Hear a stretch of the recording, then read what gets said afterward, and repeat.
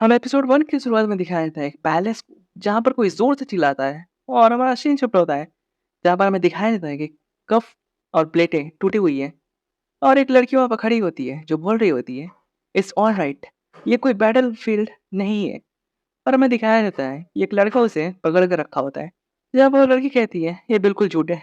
ये सचमुच एक बैटल ग्राउंड ही है, जहाँ पर हर दिन मुझे इस पागल कुत्ते के साथ बिताना पड़ता है।" और तभी वो अपने हाथ से कुछ करती है। जिसके थोड़ी देर के बाद वो आदमी शांत हो जाता है और उस पर गिर जाता है। यहाँ पर लड़की कहती है daily quest taming the mad dog complete होता है। यहाँ पर वो लड़का कहता है कॉन्ग्रेचुलेशन, तुमने पिछली बार से 10 सेकंड जल्दी किया इसे। वो लड़की कहती है तो ठीक है, अब क्या तुम मुझे जाने दोगे यहाँ से? प्लीज मुझसे दूर हटो और मुझे जाने दो यहाँ से। तभी लड़का एकदम मासूम चेहरा बना लेता है। इसे देख कर अमा वो लड़की सोचती है ये डॉग बहुत ज़्यादा क्रेज़ी है। ये कभी भी स्ट्रेट पॉइंट पे नहीं आता। वो कहती है उससे, "अब तुम्हें इस वक़्त मुझसे क्या चाहिए?" वो कहता है, "रुक जाओ, प्लीज़ मेरे साथ रुक जाओ।" और लड़की सोचती है, ये जब तक मैं इससे क्वेश्चन ना करूँ, तब तक ये मुझसे बात भी नहीं करेगा। और जैसे ही मैं इससे बोलूँगी कि मैं यहाँ रुक जाऊँगी, वैसे ही ये मुझसे लिपट जाता है। अगर ये ऐसा ही करता रह जाएगा, तो ये हाई सोसाइटी में इसे ले जाना आसान बिल्कुल भी नहीं होगा। और तभी वो लड़का उसे बहुत ज़ोर से गले लगा लेता है और इस चीज़ से खुश होता है कि वो यहाँ रुकेगी। वो लड़की कह रही होती है कि मैं हर दिन की शुरुआत में मैं बस यही प्रार्थना करती हूँ कि ये जॉब जल्द से जल्द ख़त्म हो जाए और मुझे इस चीज़ से छुटकारा मिले। वैसे मैं यहाँ पर बेफ़ालतू का सफ़रिंग नहीं कर रही हूँ। मुझे यहाँ पर एक मिशन देकर भेजा गया था, वो भी फ़ोर्सफुली। और हमें एक चर्च का सीन दिखाया जाता है, जहाँ पर ये लड़की कह रही होती है, "इनसे मिलो।" ये है मैरियड चीफ प्रीस्ट। वैसे चीफ प्रीस्ट और यहाँ के प्रीस्टेस यही हेड है इस टेम्पल के। वैसे रैंकिंग दी गई है the seven children of gods, जिन्हें हाई प्रीस्ट कहा जाता है, जो हर एक रीजन में हर एक टेम्पल में है और उन टेम्पल्स के हेड को द चीफ प्रीस्ट कहा जाता है। एंड मैं ऑर्डिनरी प्रीस्ट। शुरुआत में मुझे बहुत ज़्यादा अच्छा लग रहा था कि मुझे एक जॉब मिली है और मैं बहुत ज़्यादा एक्साइटिंग थी। हालाँकि 7 साल इस काम करने के बाद मुझे अब लग रहा है कि शायद मैंने कुछ गलत रास्ता चूज़ कर लिया। बट 7 साल काम करने के बाद वो भी बिना किसी फैमिली बैकग्राउंड के मुझे कोई भी प्रमोशन नहीं मिली और मैं और आप चीफ प्रीस्ट हम दोनों साथ-साथ अभी भी भगवान की सेवा कर रहे हैं, है ना? जहाँ पर चीफ प्रीस्ट बोलती है, "बिल्कुल, और मुझे देखकर अच्छा लगा कि तुम जैसी एक काबिल प्रीस्ट यहाँ पर है मेरे साथ।" जहाँ पर हमारी मेन प्रोटैगनिस्ट सोच रही होती है जिसका नाम डायना है, "हाँ, हाँ, मुझे पता है तेरे मन में क्या चल रहा है।" फिर भी डायना बोलती है, "मुझे सुन के ये खुशी हुई कि आप मेरी मेहनत को देख रही हैं चीफ प्रीस्ट।" डायना मन में सोचती है, "मैं हमेशा ये टफ जॉब से घिरी रहती हूँ, क्योंकि मेरे पास कोई फैमिली कनेक्शन नहीं है और ना ही मेरे पास कोई अथॉरिटी है कि मैं अपने आप को प्रमोट कर पाऊँ या हो सकूँ। मैं कई बार कितने सारे टफ जॉब को रिफ्यूज़ करने की कोशिश करती हूँ और जब वो लोग नहीं मानते, तो मैं रोने भी लगती हूँ और एक छोटे बच्चे जैसे बिहेव करती हूँ। लेकिन अंत में मैं रियलाइज़ करती हूँ कि अपने भाग्य को स्वीकार कर लेना ही सही रास्ता है मेरे लिए।" जहाँ बच्ची ट्विस्ट कहती है, "मुझे अच्छा लगता है कि तुम चीज़ों को अच्छे से समझ लेती हो और वैसे भी तुम एक एक्सपीरियंस प्रीस्ट हो आफ्टर ऑल।" जहाँ पर डायना सोचती है, "अब चलो भी, बातों को इतना मत घुमाओ और तुम मुझे अब कौन-सा टास्क देने वाली हो, ये जल्दी से बता दो। और मुझे पता है कि वो टास्क बिल्कुल भी आसान नहीं होगा।" जहाँ बच्ची प्रीस्ट कहती है, "तुम्हें किसी का असिस्टेंट बनना है, जो स्ट्रगल कर रहा है वॉर के इफ़ेक्ट से, जो सोसाइटी को बिल्कुल भी एडॉप्ट नहीं कर पा रहा है।" जिसे सुनकर डायना बहुत ज़्यादा हैरान होती है और मन में गालियाँ दे रही होती है, जो कि मैं नहीं बोल सकता। चीफ प्रेस कहती है, "हम तुम्हें ये काम इसलिए दे रहे हैं क्योंकि तुम बैटलफील्ड में 2 बार जा चुकी हो और तुम्हें इसका अनुभव है।" जहाँ पर डायना सोचती है, "हाँ, मैं मानती हूँ कि मैं 2 बार बैटलफील्ड में जा सकती हूँ, लेकिन उससे इसकी हेल्प का कौन-सा संबंध बन रहा है?" डायना हमें बताती है, बैटलफील्ड में जिन चीज़ों का अनुभव होता है, उन सारी चीज़ों का अनुभव पाने के लिए वहाँ पर जाना ही पड़ेगा और हम प्रीस्टों को वहाँ पर भेजा जाता है ताकि हम इंजर्ड सोल्जर्स की फिज़िकली और मेंटली ठीक कर सकें। हालाँकि वापस आने के बाद सबके लिए ये आसान नहीं होता कि वो नॉर्मल ज़िंदगी को फिर से अडॉप्ट कर पाएँ, उन सारी खतरनाक फाइटिंग्स के बाद। जिन चीज़ों की वज़ह से हमारे फैमिलीज़ कनेक्शन और हमसे लोग सही से बात नहीं कर पाते हैं और ना ही हम कर पाते हैं। इसलिए अब हमारे टेम्पल को कोई भी लॉन्गर चैरिटी ऑर्गेनाइज़ेशन नहीं मिल रही है और सीधी-सीधी बताऊँ तो हमारे टेम्पल के पास पैसों की तंगी है और इस तंगी को दूर करने के लिए मुझे भी भेजा जा रहा है वहाँ पर। और वैसे भी हमारे टेम्पल ने बहुत टाइम हो गया जब किसी हाई रैंकिंग नोबल को सर्व किया हो। अपने चीफ प्रीस्ट से कहती है, शायद मुझे कहना चाहिए कि सबसे ज़्यादा मदद की ज़रूरत अभी मुझे है। मेरी बातों को कोई ऐसा ही समझ सकता है जिसके पास कोई भी फैमिली बैकग्राउंड ना हो। मुझे लगता है कि मैं ऐसे ही मर जाऊँगी और शायद किसी को पता भी नहीं चलेगा। तुम ऐसा क्यों नहीं सोचती कि कोई प्यास से मर जा रहा है तो और तुम प्यासे की प्यास बुझाने जा रही हो? जहाँ पर डायना रहती है, अगर क्या होगा कि मैं वहीं पे मर शायद इसका कोई किसी का पता भी नहीं चलेगा। यहाँ पर उसकी पीस कहती है, अगर ऐसा हुआ तो तुम गॉड के पास जाओगी और इंटरनल पीस को प्राप्त करोगी। जहाँ पर डायना मन में कहती है, अबे इस फालतू जवाब को अपने पास रख। और अगर ऐसा सचमुच है तो तू वो काम खुद क्यों नहीं करती? तुझे क्या लगता है कि मैं कल पैदा हुई हूँ? मैं 7 साल से यहाँ पर काम कर रही हूँ और 7 साल पहले मैंने तुम्हारी लास्ट बात पर यकीन किया था। ऑफ कोर्स मैं जानती हूँ कि मेरे पास और कोई चॉइस नहीं है इस मिशन को अपनाने के अलावा। लेकिन क्या होगा अगर मैं वहाँ पर मरी? वो मौत आसान तो बिल्कुल नहीं होगी। ऐसी इंसान बिल्कुल ही नहीं बनना चाहते जो हमेशा यस कहे। जहाँ पर डायना बोलती है, वेल मैं जानती हूँ कि ये मेरे लिए बहुत ज़्यादा हार्ड है और ये कॉम्प्लिकेटेड भी है और मैं इससे भागना चाहती हूँ। अगर आप ये चाहती हैं कि मैं अपनी लाइफ का रिस्क लूँ, तो इसके लिए आपको मुझे एक बेहतर इनाम भी रखना चाहिए। जहाँ पर उसकी प्रीस्ट कहती है, जहाँ पर उसकी प्रीस्ट बहुत ज़्यादा गुस्सा हो जाती है इन चीज़ों से और तो उन दोनों के बीच ही एक कांटेदार टक्कर चल रही होती है। और वहीं पे डायना हमें बताती है, आज द प्रीस्ट रूल, हम प्रीस्ट खुद के लिए पैसा नहीं कमा सकते और इसीलिए कोई फ़र्क नहीं पड़ता कि मैं किसी काम को करने के लिए कितनी मेहनत करूँ। मैं खुद के लिए कुछ भी नहीं कर सकता। और हमें दिखाया भी जाता है एक सीन में जहाँ पैसा जाते हुए कह रहा होता है, goodbye, all the best, मैं तुम्हारा कभी नहीं हो सकता। और डायना वहाँ पर नीचे सोच रही होती है, मुझे अच्छा लग रहा है लेकिन पता नहीं मेरी आँखों से आँसू क्यों गिर रहे हैं। मुझे इन सारी चीज़ों से फ़र्क नहीं पड़ता क्योंकि मैं टेम्पल में ही पली-बड़ी हूँ, इसलिए शायद ये नेचुरल है। क्योंकि मुझे बस इस बात से खुशी होती थी कि मेरे सर के ऊपर एक छत है और मैं कम से कम भूख से तो नहीं मर रही हूँ।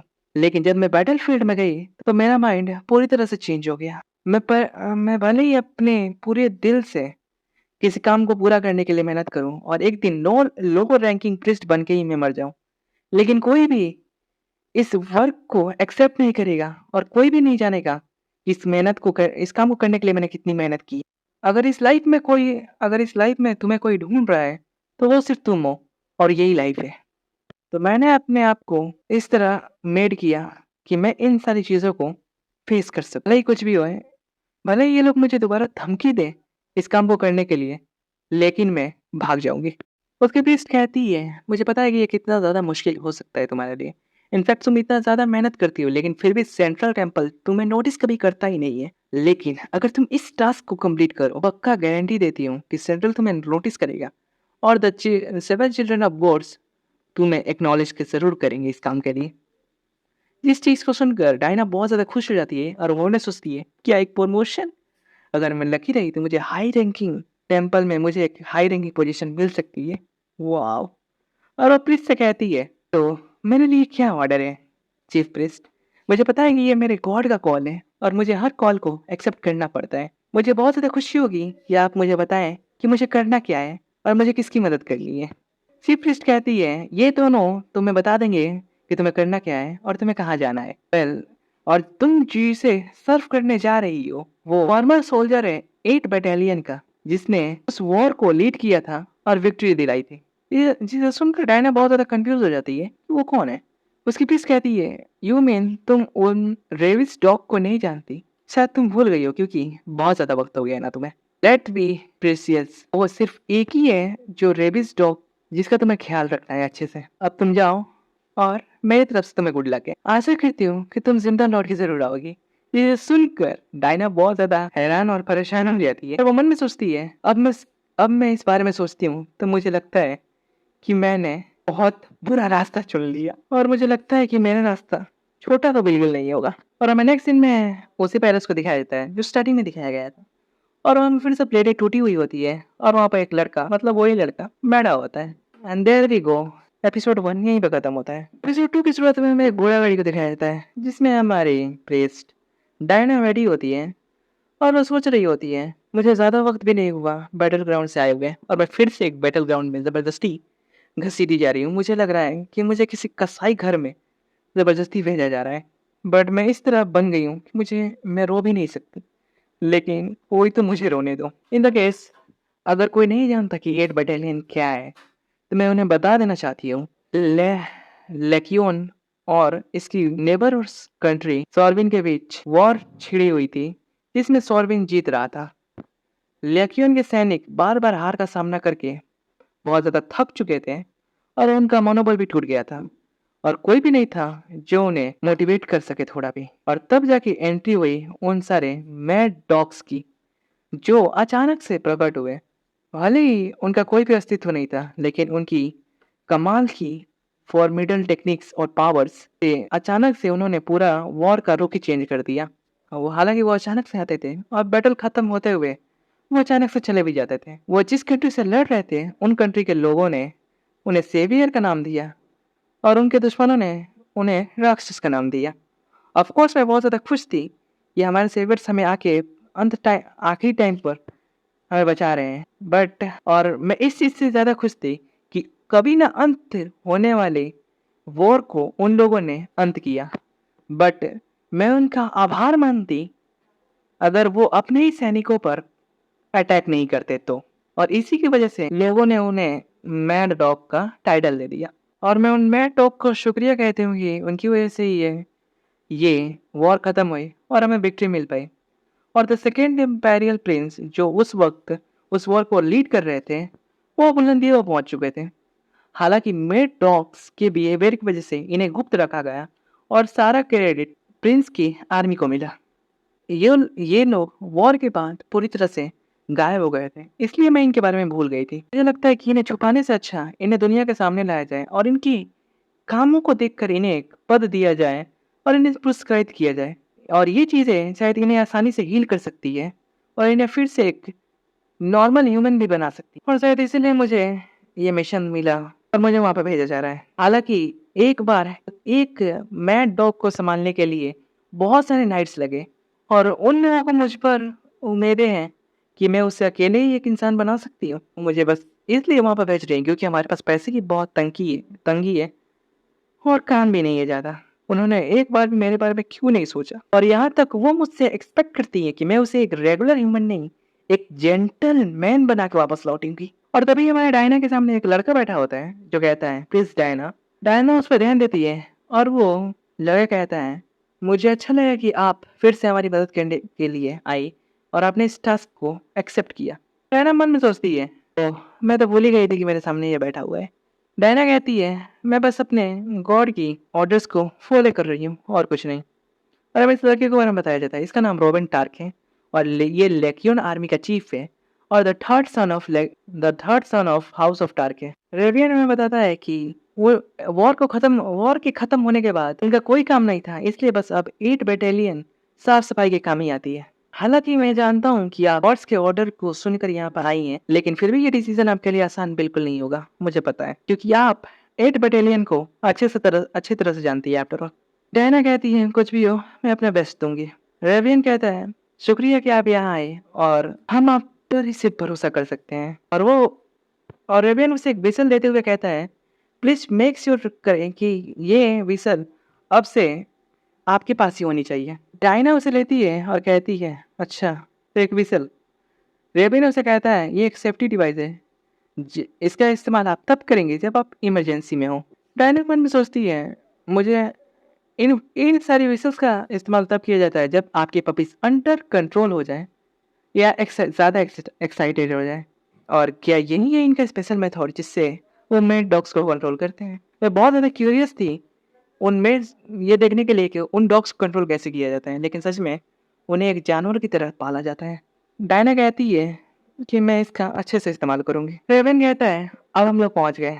वो लोग वहाँ पहुंच जाते हैं और डायना उस पैलेस को देखती है जहाँ पर रेवियन कहता है, अब से आपको यहीं पर रहना है। हमें पैलेस के सामने दिखाया जाता है जहाँ पर 2 गार्ड्स खड़े होते हैं और हमें बताया जाता है कि साफ सफाई करने वाले आते जाते रहते हैं और क्लीनिंग और लॉन्ड्री हफ्ते में 1 बार होती है और रोज सुबह खाने के लिए खाना प्रिपेयर किया जाता है। और ये गार्ड्स आपकी मदद करेंगे अगर आपको कोई मुश्किल हुई या कोई तकलीफ हुई तो? डायना कहती है, वेल अगर एक्चुअली कुछ हुआ था, क्या सचमुच ये मेरी मदद करने के लिए आएँगे? रेविस बोलता है, हाँ बिल्कुल, आप बिल्कुल चिंता मत कीजिए। अगर आप पर कोई मुसीबत हुई, तो ये एक्चुअली आपकी डेड बॉडी अच्छी तरह से देखभाल करेंगे या तो आपकी डेड बॉडी के साथ खुद को भी जॉइन कर लेंगे। उम्मीद है कि आप आसानी से इस चीज़ को सँभाल लेंगी। तभी डायना ज़ोर से चिल्लाकर कहती है, क्या मैं भी तुम्हारे साथ चल सकती हूँ? जहाँ पर एवियन उसका जवाब देता है, ऑफ कोर्स आप नहीं आ सकती और मैं अब यहाँ से चलता हूँ। और वहाँ से चला भी जाता है और जिसे देखकर डायना पत्थर की मूर्ति बन जाती है और गार्ड्स उसके पास आते हैं और कहते हैं कि आप हाँ, क्या हम आपकी लगेज उठाने में मदद कर सकते हैं? गेट खुलता है और डायना अंदर जाती है। गार्ड्स उसे बताते हैं कि वो हॉल के लास्ट में व्हाइट डोर है जिस रूम के अंदर वो है। आई होप आप सेफ रहें। डायना अंदर जाती है और चारों तरफ हॉल को देखती है। वो कहती है, यहाँ पर कोई नहीं है। मुझे लगा था कि मेरे अंदर जाते ही कोई पागल कुत्ता आएगा दौड़ कर और मुझ पर हमला करेगा, लेकिन यहाँ पर कोई जिंदा सोल भी नहीं है। पागल कुत्ते की तो दूर की बात है। और जब मैं इस हॉल को चारों तरफ से देख रही हूँ, तो ये हाउस और तभी वो एक रूम का गेट खोलती है और उस रूम को देखती है जो बहुत ज़्यादा लग्जरियस होता है। हालाँकि मेरे सपनों में ऐसा ही रूम आता है और डायना भी यही कहती है कि ये लग्ज़रियस हाउस और इस हॉलवे से इस बेडरूम का पूरा आर्ट बहुत ज़्यादा अच्छा है। मुझे पता है कि मैं जिस बेडरूम के अंदर रहती थी, वो एक माउस होल की तरह था और उसमें भी हमें 2 आदमियों को रहना पड़ता था और मेरा गद्दा एक पत्थर की तरह था, लेकिन फिर भी दिन भर काम करने के बाद रात में उसमें और अच्छा नींद आती थी। लेकिन और मैं बहुत ज़्यादा क्यूरियस थी, एक मैड डॉग का डॉग हाउस कैसा होगा और मैं वहाँ पर कैसे रहूँगी? लेकिन ये लग्ज़रियस हाउस बिल्कुल वर्थ इट है मेरे लिए। आखिरकार लेडी डायना अब इस बड़े से घर में अकेली क्यों रहने वाली है और वो गाते-गाते आगे बढ़ रही होती है और वो गेट को खोलती है और वो उस बड़े से गेट को खोलती है जहाँ पर सामने ही एक लड़का बैठा होता है और वो डायना को देखकर बिल्कुल भी खुश नहीं होता और जिसे देखकर डायना की लंबी ज़ुबान फिर से अंदर चली जाती है और वो मन में सोचती है, ये मुझ पर गुर्रार रहा है, शायद इसे मेरा गाना अच्छा नहीं लगा होगा। और वो लड़का एक पोजीशन लेने लगता है, एक अटैक पोजीशन, जिसे देखकर डायना बहुत ज़्यादा डर जाती है और वो सोचती है मुझे शांत रहना होगा और इसे शांत करने की कोशिश करनी होगी।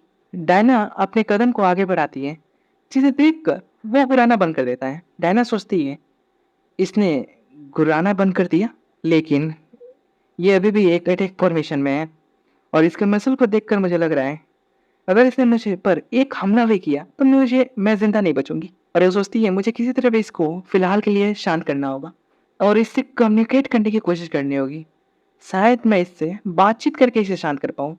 और वह जैसे ही बोलती है कि मैं एक प्रिस्ट हूँ, वैसे ही वो उस पर हमला करने के लिए एक जोरदार जंप लेता है, जिसे देखकर डायना सच में बहुत ज्यादा हैरान हो जाती है और तभी हमें एक जोरदार चीख सुनाई देती है और डायना तब सोचती है कि शायद ये डिसीजन यहाँ आने का मेरा बिल्कुल गलत था। मुझे लगा था भले ही बाकी लोग कह रहे थे कि वो एक मैड डॉग है, मुझे कहीं ना कहीं ऐसा एहसास था कि वो एक ह्यूमन है और मैं उसे कम्युनिकेट कर पाऊंगी, लेकिन ये गलत था।